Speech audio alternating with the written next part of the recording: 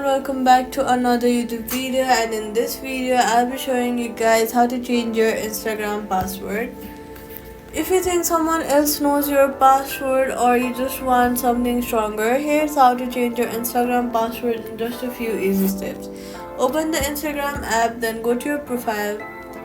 Tap on the three lines on the top right corner, then choose settings and privacy. Next, what you're gonna do is click on password security and then click on change password. Now click on the account you're about to change your password on. Now you'll have to put your current password and then enter your new password and then retype new password.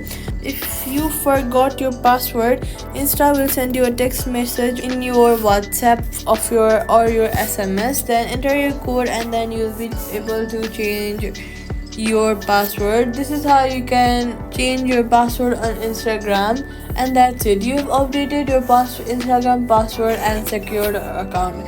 I hope this video helped you guys to change your Instagram password. If it did, let me know in the comments. Give this video a thumbs up to help others too, and hey, if you like simple tech fixes like this, consider subscribing for more. Thank you all so much for watching, and